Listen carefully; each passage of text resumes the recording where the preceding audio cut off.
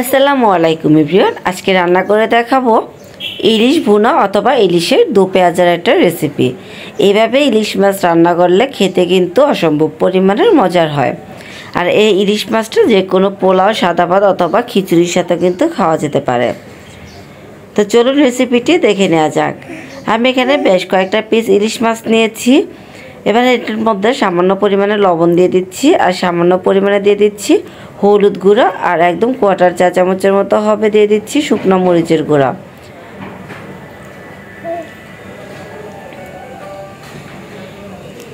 লবণ ও হলুদ মরিচটা দিয়ে ইলিশ মাছটাকে খুব ভালোভাবে মেখে একটা সাইডে রেখে দিব 10 মিনিটের জন্য। এতে করে মাছের ভিতরে লবণটা খুব ভালোভাবে প্রবেশ করতে পারবে। 10 মিনিট পর চুলায় একটা প্যান বসিয়ে তাতে কিছুটা পরিমাণে সরিষার তেল দিয়ে মাছগুলোকে ভেজে নিব। মাছগুলোকে একদম কড়া ভাজা করব না, দুইটা সাইড অল্প করে একটু ভেজে নিব যেন মাছগুলো ভেঙে না যায়। দুইটা সাইড যখন এরকম হালকা ভাজা হয়ে যাবে, কালারটা দেখেই বুঝতে পারছেন মাছগুলোকে কীরকম করে ভেজে নিতে হবে। এই পর্যায়ে মাছগুলোকে তেল থেকে তুলে নিচ্ছি।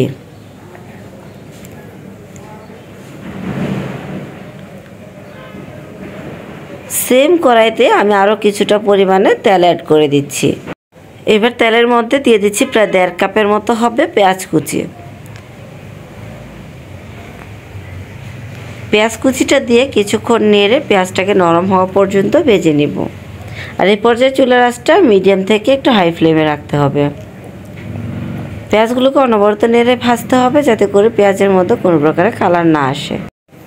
পেঁয়াজটা যখন এরকম ভালোভাবে ভাজা হয়ে যাবে, অর্থাৎ যখন কালার ধরতে শুরু করবে, ঠিক এই পর্যায়ে চুলার আঁচটা একটু কমিয়ে দিব। আর এর মধ্যে দিয়ে দিব 1 চা চামচ পরিমাণে আদা বাটা, 1 চা চামচ দিয়ে দিচ্ছি রসুন বাটা।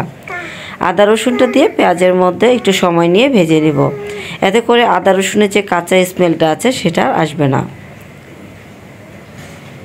3 থেকে 4 মিনিট খুব ভালোভাবে আদা রসুনটা দিয়ে পেঁয়াজটাকে কষিয়ে নিব।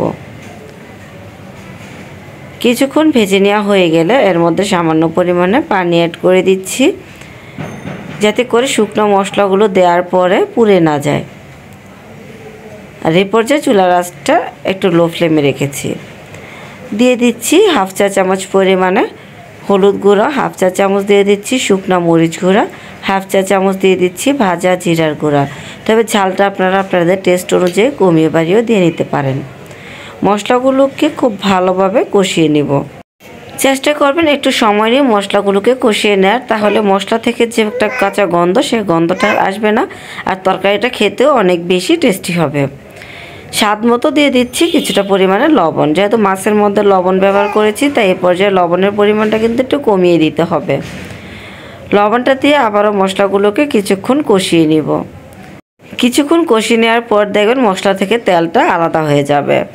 তখনই বুঝতে পারবেন মশলাটা খুব ভালোভাবে কষানো হয়েছে। এবার এর মধ্যে দিয়ে দিচ্ছি 1/2 কাপের মতো হবে পানি। পানিটা দিয়ে আবারও মশলাটাকে খুব ভালোভাবে নেড়ে একসাথে মিশিয়ে নিচ্ছি আর অপেক্ষা করছি একটা বলক আসা পর্যন্ত।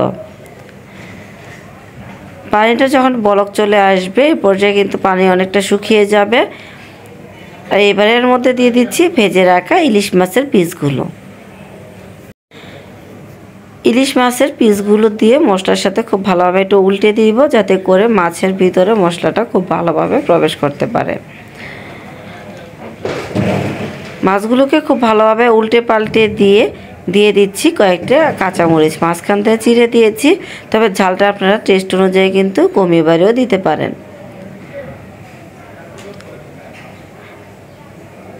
কাঁচামরিচটা দিয়ে হালকাভাবে একটু নেড়ে দিলাম আর ঢাকনা দিয়ে ঢেকে রান্না করে নেব 4-5 মিনিটের মতো। আর এই পর্যায়ে কিন্তু চুলার আঁচটা একদম লো ফ্লেমে আছে।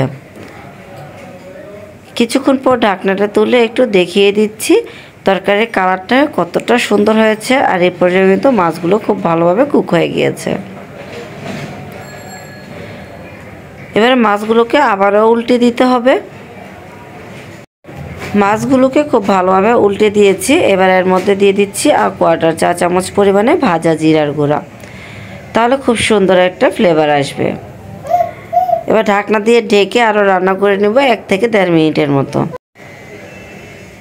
কিছুক্ষণ পর ঢাকনাটা তুলে একটু দেখিয়ে দিচ্ছি তরকারির কালারটা কতটা সুন্দর হয়েছে। আর এই তরকারিটা খেতেও কিন্তু আলহামদুলিল্লাহ অনেক বেশি মজার হয়। আমার আজকের এই রেসিপিটি আপনাদের কাছে কেমন লাগলো কমেন্ট বক্সে কমেন্ট করে জানাতে ভুলবেন না। রেসিপি ভালো লাগলে প্লিজ আমার চ্যানেলটা সাবস্ক্রাইব করে পাশে থাকা বেল আইকনটি ক্লিক করে রাখবেন, এতে করে নতুন রেসিপিটি সবার আগে আপনার কাছে পৌঁছে যাবে। ফ্রেন্ডস অ্যান্ড ফ্যামিলির সাথে শেয়ার করতে ভুলবেন না। এবার একটা সার্ভিং ডিশে মাছগুলোকে সার্ভ করে নিয়েছি। চলে আসবেন ইনশাআল্লাহ আবারও কোনো নতুন রেসিপি নিয়ে। সে পর্যন্ত সবাই ভালো থাকবেন, সুস্থ থাকবেন। আসসালামু আলাইকুম।